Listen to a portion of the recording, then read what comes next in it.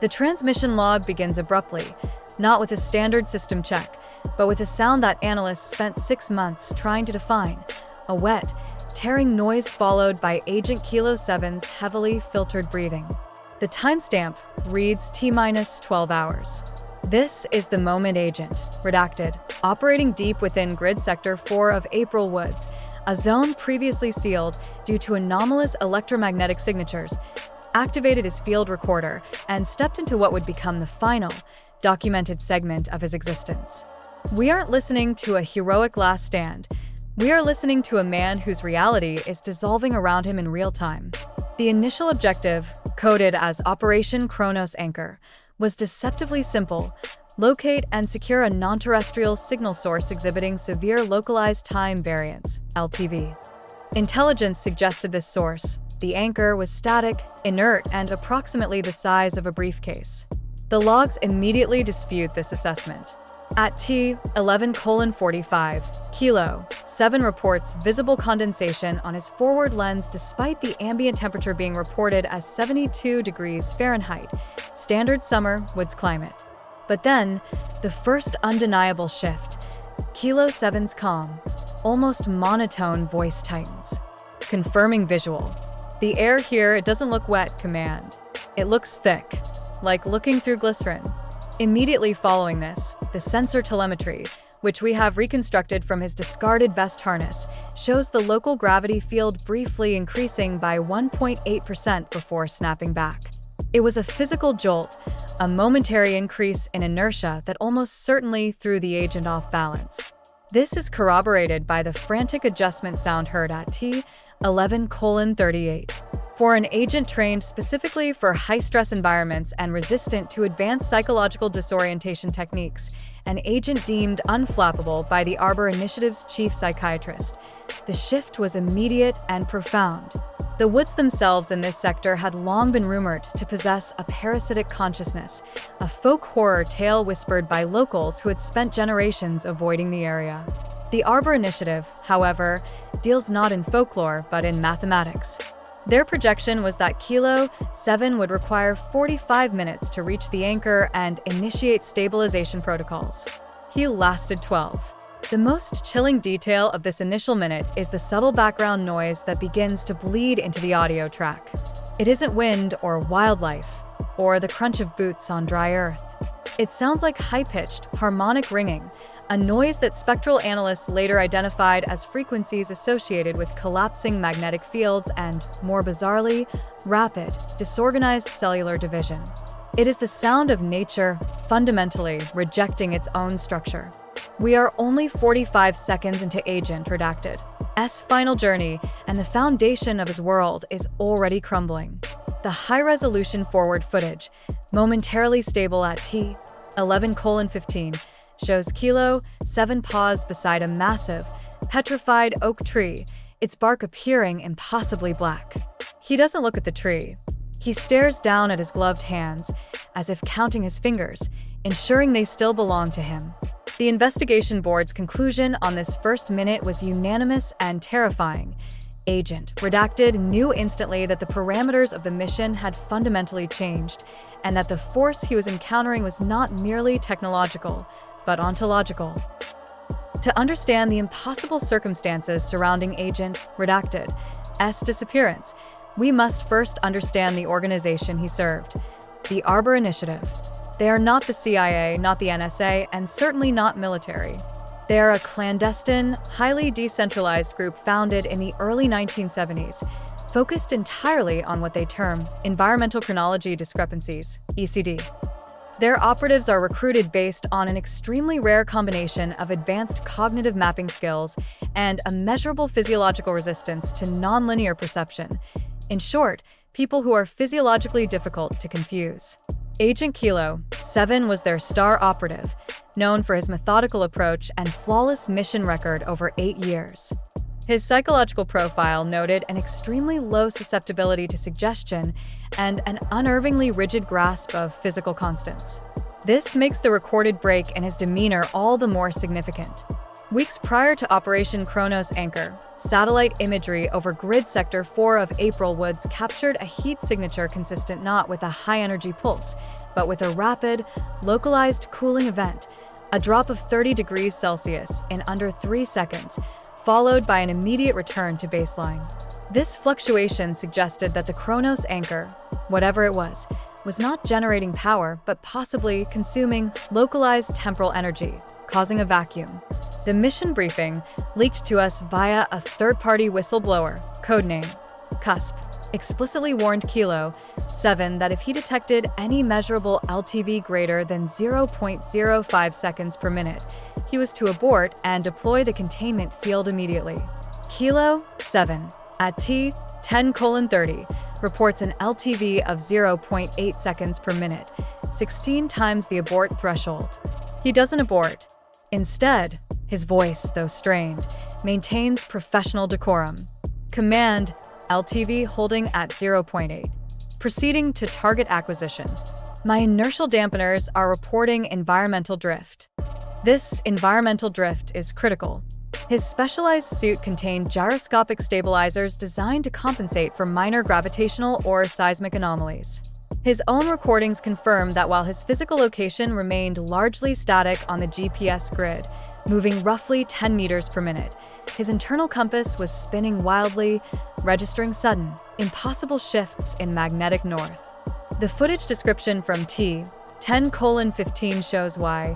The trees, supposedly rigid landmarks, appear to shimmer, their outlines vibrating like visual echoes. It is as if the woods themselves are being rapidly re-rendered by a malfunctioning computer. We consulted with Dr. Anya Sharma, a theoretical physicist specializing in exotic matter decay, who offered a terrifying hypothesis. Sharma states, what Kilo 7 encountered wasn't time travel. It was temporal friction. If the anchor was pulling reality towards it at different speeds, the physical matter around it would experience conflicting moments simultaneously. One side of a tree trunk might be 1 second old, the other side 3 years older. To a human observer, the visual feedback would be pure, unadulterated cognitive chaos.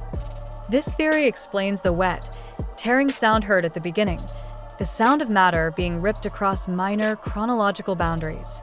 Agent, redacted, was not simply walking through a strange forest. He was walking through a forest that contained countless conflicting pasts and futures, all trying to occupy the same present space. The first real break in Agent, redacted, as professional composure occurs precisely at T08:45. He has moved deeper into the zone, now operating in complete silence, relying solely on his specialized thermal/spectral goggles. The footage shifts drastically here, becoming almost monochrome, filtering out the sensory overload. His breathing is ragged, fast but controlled. Then, the auditory signature changes again. The high-pitched ringing is overlaid by a deep, pulsing bass frequency, likened by the forensic team to an enormous, subterranean drumbeat. Kilo 7 stops dead, dropping to one knee. I am seeing residual light patterns, command. Heavy residual. There are images ghosting over the environment. The Arbor Initiative defines residual light patterns, RLP, as photonic echoes of events that occurred either in the immediate past or in an alternate, proximal timeline. Essentially, Kilo 7 was seeing the physical environment of April Woods overlaid with itself, but slightly different iterations. The logs document him seeing a cluster of 3 birch trees where only one currently stood. He attempts to reach out to touch one of the phantom trunks, and his hand phases momentarily through the air, causing a rapid electrical discharge, visible as a brief, white flash in the footage. This event triggered a minor panic response in his central nervous system, recorded as a jump in cortisol levels. This is when the crucial psychological deterioration begins. At T08:10, Kilo 7 reports, Command, the perimeter is shifting. I am reading a 5-degree rotation of the tree line relative to my ingress point. This is impossible. He is correct. The tree line was geologically stable. The woods weren't rotating. Kilo 7's perception of the constant external world was breaking down. He was no longer internalizing directional cues correctly. The Arbor Initiative's training mandates that in a state of extreme spatial disorientation, agents must lock onto an internal, non-environmental marker, usually a sequence of prime numbers. Kilo 7 begins to mouth the first 100 digits of pi, a standard protocol, but he stutters at the 14th digit. He catches himself, but the breach is open. The nonlinear perception is seeping into his mind. His focus shifts from the mission to his own physical integrity. The footage shows him quickly glancing behind him, not just once, but repeatedly, a behavior entirely contrary to his profile. He is searching for threats that are not physical, but chronological, afraid not of what is there dash, but of what was there or what will be there, suddenly collapsing into his immediate present. This constant flickering between visual realities, coupled with the LTV signature that was now pushing 1.2 seconds per minute, means that Kilo 7 was effectively experiencing 72 minutes of reality for every 60 seconds of objective time. In the space of 2 minutes, Agent Redacted has lived for more than 2 hours, a fact that his biology, but not his training, was beginning to violently reject. The suspense is now drawn not from the threat of being attacked, but from the horrifying realization that he is rapidly aging and exhausting his consciousness in a tiny temporal pocket. The fractured chronology of Agent Redacted S mind is laid bare in the audio logs recovered between T07:50 and T06:00. This 2-minute window is characterized by a complete breakdown of professional narrative structure. Kilo 7 attempts to give a mission update. Target acquisition systems green. Approach vectors stable.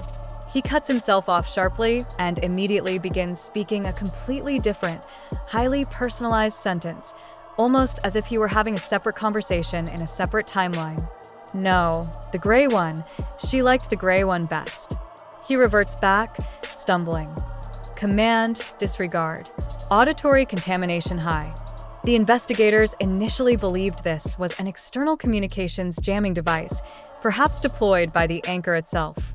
However, later psychoacoustic analysis strongly suggests that these interjections were Kilo 7's own thoughts, memories, and sensory data from entirely different moments of his life, past and future, being pulled into his cognitive foreground and spoken aloud. He wasn't hallucinating. He was experiencing parallel selves. At T07:15, Kilo 7 reports, "My boots feel wrong. They feel heavy." The footage shows no change in his gait, yet the biomechanical sensors in his suit register a sudden 20% increase in perceived weight, a classic neurological symptom of extreme temporal dissonance. This is the moment when the paranoia begins to set in, but it is a rational paranoia. He is no longer trusting the inputs from his own body. He starts touching the trees again, running his hands along the bark, not to steady himself, but to confirm the texture, to anchor himself to a shared, singular present. The Arbor Initiative classified the artifact as a Chronos anchor precisely because they believed it could anchor nonlinear events to a specific geography. But what if it wasn't anchoring nonlinear events, but simply magnifying the chaos inherent in the woods, acting as a temporal lens? We see Kilo 7 at T06:40 actively arguing with an unseen presence. He whispers harshly, "Stop showing me that. It's not real." That wasn't the conclusion. We have no context for what that or the conclusion refers to, but the distress in his voice is palpable. The Arbor Initiative's own internal review noted that this moment marked Kilo 7's transition from an observer of the anomaly to a participant in the anomaly. He was starting to interact with the fractured reality, attempting to push back against the incoming flood of other possible hints. The surrounding environment responds in kind. The background bass hum intensifies to a painful drone, and the LTV readout on his suit flickers momentarily to LTV error, then settles alarmingly high at 2.1 seconds per minute. This means that by T06:00, Agent Redacted had subjectively lived approximately 4 hours and 12 minutes since entering the zone. His physical body was intact, but his chronological consciousness was being stretched beyond the breaking point, experiencing the cumulative stress and fatigue of weeks in a matter of minutes. His mission now is not just retrieval, but survival against the relentless crushing weight of time itself, folding inward. The climax of Agent Redacted's mission and the terrifying peak of the localized time variance occurs between T05:50 and T05:00.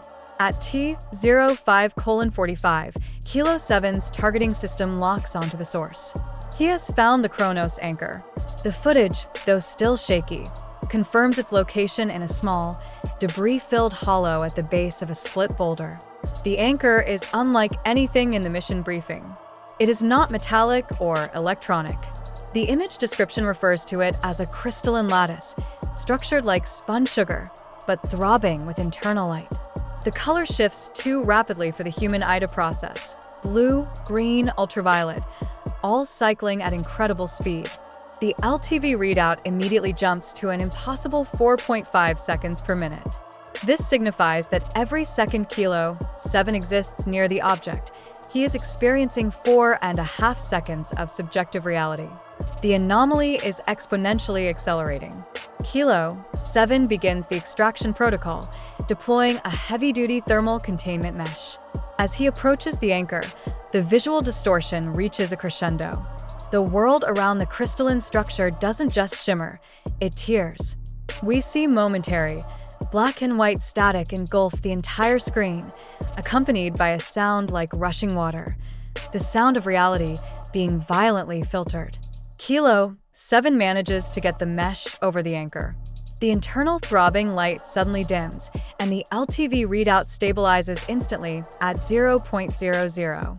Silence. Absolute, heavy, terrifying silence. Kilo 7 whispers, his voice exhausted and ragged. Anchor secured. Containment successful. Commencing extraction. This pause lasts for precisely 1.3 seconds of real time. Then, the reaction. The mesh disintegrates in a shower of white-hot plasma that vaporizes the soil beneath the boulder. The crystalline structure flares violently, emitting a pulse that registers across the electromagnetic spectrum as a pure wave of organized chaos.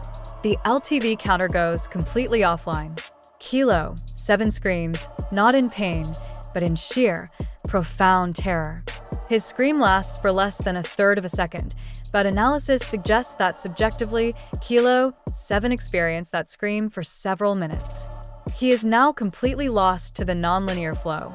The mission failed, not because of structural deficiencies, but because the anchor was reacting to his attempt to impose singular reality upon it.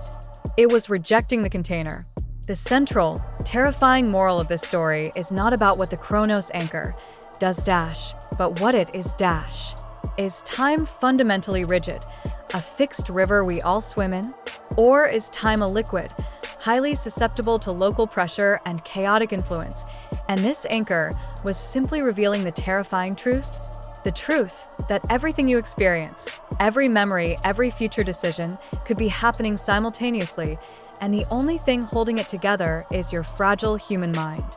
If that mind shatters, what happens to the man? If time is subjective and an agent experienced an eternity in 12 minutes, which reality is the real one? Which truth would you choose to believe? Share your thoughts on this fundamental question of existence below. The fate of Agent Redacted might hold the answer. Following the catastrophic failure of the containment mesh at T05:00, Agent Redacted enters what the Arbor Initiative labeled the mathematical panic. He discards his standard communications protocols entirely. The visual feed becomes almost useless, a kaleidoscope of color noise and severe vertical tearing, suggesting that the artifact's energy pulse had critically damaged the camera's sensor array. But the audio feed, recorded separately via a hardened unit on his collar, remains chillingly clear. Kilo 7 stops speaking in mission-related language, or even conversational English. He begins reciting prime numbers rapidly, starting at 17, moving to 19, 23, 29, and so on. This is a highly specialized cognitive defense mechanism trained into Arbor agents, designed to provide a rigid, logical structure for the mind when all external sensory input is chaotic or unreliable. By focusing on pure, objective mathematics, the mind attempts to block out subjective temporal and spatial distortions. Kilo 7 is fighting the entropy of his own perception with the immutable truth of arithmetic. But even this fails. At T04:35, he recites the number 71, followed immediately by 79, skipping 73. A tiny, insignificant error, but one that signals the complete failure of his mental defenses. He catches the error seconds later, uttering a choked, desperate sound, before attempting to restart the sequence. This time, he doesn't use primes. He begins reciting highly complex equations related to gravitational lensing and quantum superposition, equations that are not memorized, but which he is actively formulating in his mind. It's an intellectual scream. Simultaneously, the forward footage, in one of its few moments of clarity, captures a terrifying environmental event. A section of the ground immediately adjacent to the Kronos anchor suddenly appears to reverse age. Dry, summer-scorched moss turns lush, green, and wet, then returns to dryness, all within a fraction of a second. This is not just temporal chaos, it is localized, active manipulation of chronological reality. The Kronos anchor, now unrestrained, is treating physical matter as infinitely malleable, pulling it backward and forward along the timeline. The terror this must have induced in Kilo 7 is unimaginable. The footage description notes that Kilo 7's right arm, which had briefly extended toward the anchor to deploy the secondary protocol, appears momentarily transparent, displaying a shimmering, spectral effect. It's theorized that the artifact's localized LTV field was causing Kilo 7's arm to exist across two different points in his personal chronology simultaneously.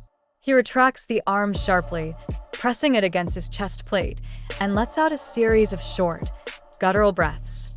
His breathing log shows shallow, rapid hyperventilation. The mathematical panic is giving way to physiological shock. He had 6 minutes left, but he was experiencing a level of subjective terror that would cripple a normal person for weeks. Agent, redacted, was enduring an execution by physics, one agonizing, temporally prolonged second at a time. The analysis of the audio and visual remnants from T03:40 to T02:15 introduced the most contentious element of the Arbor Initiative investigation, the shadow trace hypothesis. For the first 5 minutes of the log, every anomaly was explainable through physics, LTV, RLP, temporal friction. But this segment introduces a non-physical, non-mathematical anomaly. During a brief moment of visual stabilization, T03:10, just as Kilo 7 stumbles backward from the Kronos anchor, a dark, non-reflective silhouette appears in the extreme left periphery of the frame. It moves with a speed that defies standard camera frame rates, crossing the background in what appears to be a single, impossible blur. It has no discernible features, appearing instead as a hole in the light. File Z77, the internal forensic review, dedicates 300 pages solely to analyzing this single frame. The primary finding: the silhouette registered 0 thermal signature, 0 electromagnetic signature, and, crucially, 0 temporal displacement. It did not appear to exist in time at all. If the Kronos anchor was manipulating the chronological dimension, what was this entity that seemed entirely independent of it? The shadow trace prompted an entirely new theory, that the Kronos anchor was not the anomaly itself, but merely the bait dash, or perhaps the key dash, used by something else indigenous to the April Woods. Something that thrived on temporal instability. Kilo 7's behavior supports this shift in threat perception. He stops looking at the crystalline object and starts tracking the perimeter, spinning in place, his rifle raised. He isn't worried about the physics anymore. He is worried about a predator. His vocalizations change dramatically. Instead of reciting equations, he begins issuing sharp, one-word challenges. Halt. Identify, followed by a heavy silence. At T02:45, a brief, High-frequency chirp is recorded, almost too quiet to detect, but analysts identified it as an echo of Kilo 7's own voice, distorted and stretched across several seconds, played back instantly. It was as if something was mocking his attempts at communication by feeding his own words back to him, chronologically inverted. Kilo 7 fires a single round, a kinetic tracer designed for stabilizing large electromagnetic fields, not flesh and blood. The sound of the shot is clean, but the projectile fails to register on any of his sensors, suggesting it was either absorbed or immediately displaced out of the local reality. The shadow trace, if it was indeed an entity, was not susceptible to physical laws. This confirms the terror of the final moments. Agent, Redacted, realizes he is not fighting a device. He is fighting a consciousness that operates outside the boundaries of time, and he is trapped inside its dimensional hunting ground. The only thing left to him is the rapid, finite collapse of his own chronological experience. The transition from the mathematical panic to the final descent is brutally marked by the complete, catastrophic failure of Agent, Redacted's biological monitoring systems between T-02:00 and T-01:00. The mission was now beyond recovery. It was purely about salvageable data. Kilo 7's physiological telemetry, transmitted via an extremely low-frequency encrypted pulse, provides the most damning evidence of the event's impossible nature. At T-01:45, the heart rate monitor spikes from a rapid but manageable 135 BPM to a staggering, biologically impossible 400 BPM, then drops to 0, and then spikes back to 350 BPM, all within 0.8 seconds of real time.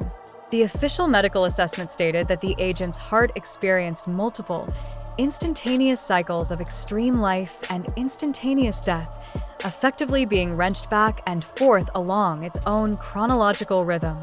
This was not cardiac arrest, it was cardiac disintegration by temporal force. Kilo 7's final visual documentation captures the most shocking environmental destruction yet.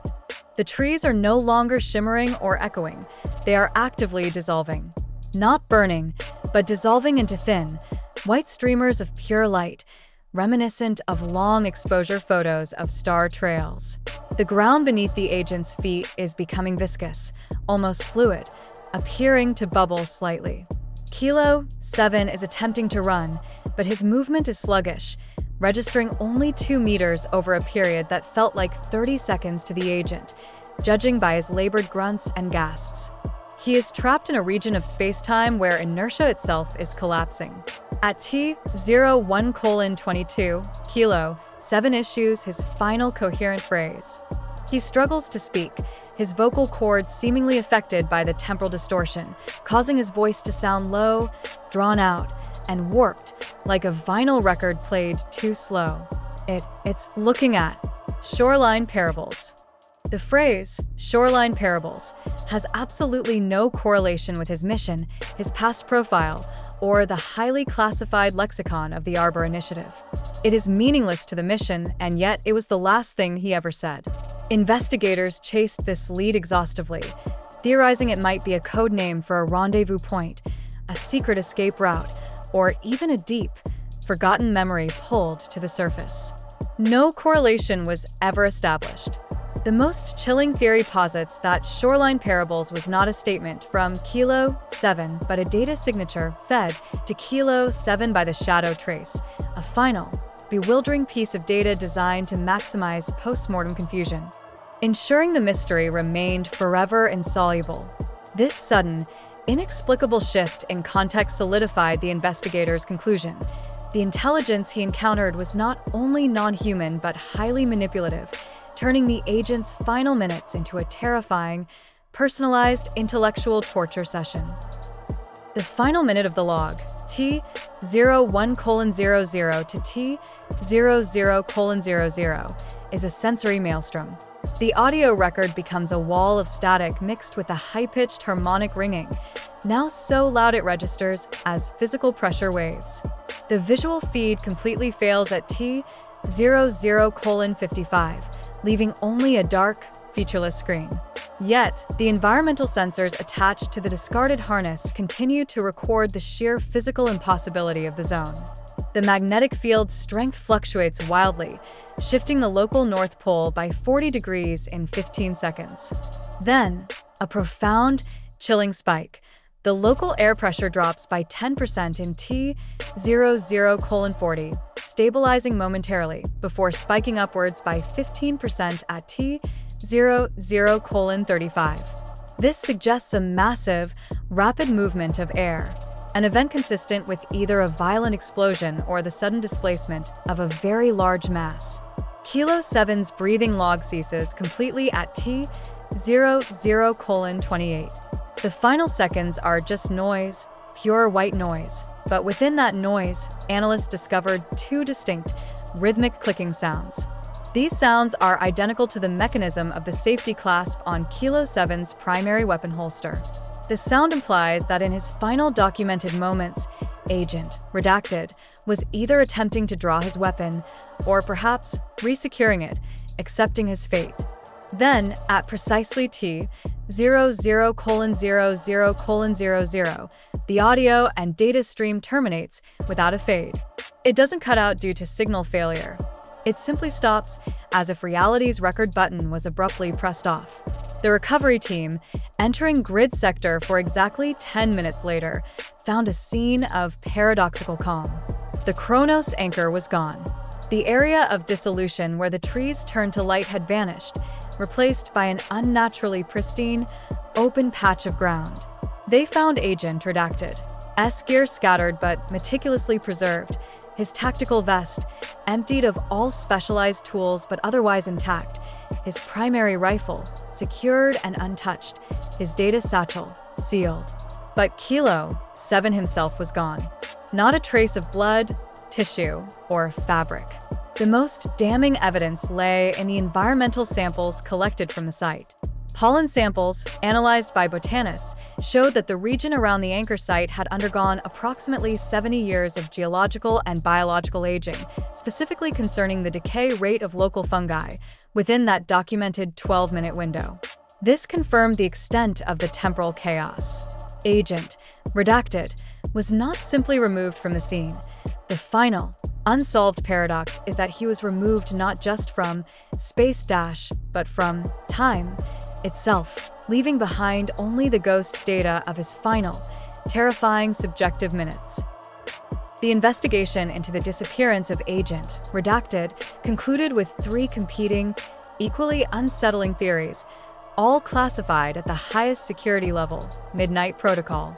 The first theory, favored by the physicists, was temporal disintegration.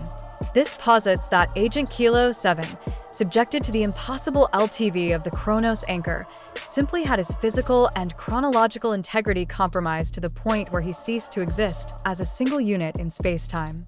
He was scattered across the local timeline, his matter distributed into minor, undetectable moments of the past and future of April Woods. He is still there, but not as a singular man. He is part of the temporal architecture. The second, favored by the psychoanalysts and tactical experts, was nonlinear capture. This suggests that Kilo 7, during his mathematical panic, inadvertently stumbled into a pocket of hyper-accelerated time, perhaps minutes being years, and was captured or trapped in a reality where his time stream runs thousands of times faster than ours. In this scenario, he could still be alive, but having subjectively lived for millennia since T00:00, aging out of all recognition in a hyper-compressed, localized reality, existing only millimeters from our own perception. The third and most terrifying theory centered entirely on the shadow trace and the unexplained phrase, shoreline parables. This theory, known as external entity abduction, suggests that the Kronos anchor was merely a signaling mechanism. The chaos it created attracted a non-dimensional intelligence, the shadow trace, which selectively chose to abduct Agent Redacted at the precise moment of his chronological fracture. The abduction was instantaneous, explaining the lack of struggle or trace evidence, and the entity used the final seconds to implant the meaningless phrase, shoreline parables, as a signature. The internal review remains divided. the evidence circumstantial, and the central mystery immutable. We have 12 minutes of documented proof of a human being undergoing an event that should be physically impossible. We have his fear, his professional resilience, his eventual psychological collapse, and his final, desperate whisper. But we do not have Agent Redacted. His last moments were spent in a place where mathematics failed and reality dissolved. The woods returned to silent normalcy, absorbing the event entirely, erasing all physical trace of the temporal rupture, leaving only a ghost in the data log. The question remains, was Kilo 7 destroyed or merely moved? And if moved, what did he see in that ultimate fraction of a second, before the silence, that caused him to utter a phrase so utterly disconnected from everything he knew? The answers are still buried deep within Grid Sector 4, guarded by the silent, indifferent woods. The file on Operation Kronos Anchor remains open, unresolved, and permanently classified as presumed non-recoverable.